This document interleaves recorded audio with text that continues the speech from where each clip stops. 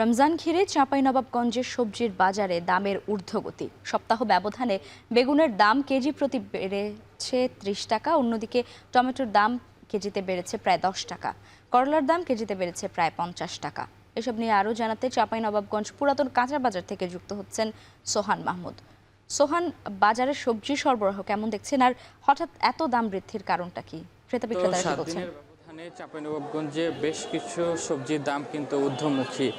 রমজানকে ঘিরে এসব সবজি ঊর্ধ্বমুখী মূল্যে বিক্রি হচ্ছে। আমরা সকাল থেকেই চাঁপাইনবাবগঞ্জের পুরাতন কাঁচা বাজারে এসে উপস্থিত হয়েছি। এখানে এসে দেখতে পাচ্ছি গত 7 দিনের ব্যবধানে বেগুনের দাম বেড়েছে কেজিতে প্রায় 30 টাকা পর্যন্ত। এছাড়াও টমেটোর দাম কিন্তু বেড়েছে কেজিতে 10 থেকে 12 টাকা পর্যন্ত। আমরা দেখছিলাম যে এখানে করলার দাম অত্যন্ত ঊর্ধ্বমুখী। করলার দাম কেজিতে 50 টাকা বেড়ে এখন বিক্রি হচ্ছে প্রায় 150 টাকা। এছাড়াও আমরা দেখছিলাম যে পেঁপে, করলা সহ বিভিন্ন জাতের সবজির কিন্তু দাম বেড়েছে। আমরা এখানকার ব্যবসায়ীদের সঙ্গে কথা বলছিলাম যে এই দাম বাড়ার কারণ কি। তারা বলছেন আসলে রমজানকে ঘিরে কিছু ব্যবসায়ীরা বিভিন্নভাবে দাম বাড়িয়ে দেওয়ার চেষ্টা করছেন।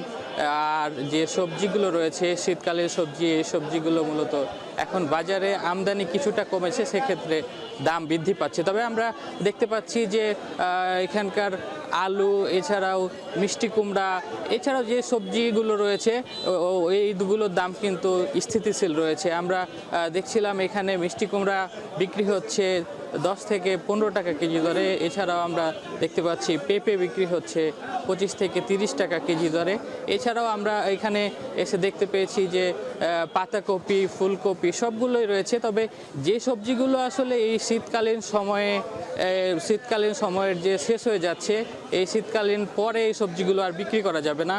চাষিরা মাঠ থেকে উঠিয়ে নিয়ে এসে এই সবজিগুলো কম দামে বিক্রি করে দিচ্ছেন। সেক্ষেত্রে এই সবজিগুলোর কিন্তু দাম কোনোভাবে ঊর্ধ্বমুখী হয়নি। তবে যে সবজিগুলো বেশি প্রচলিত বাজারে নিত্য প্রয়োজনীয়, এই প্রয়োজনীয় সবজিগুলোর কিন্তু দাম ইতিমধ্যেই বেড়েছে।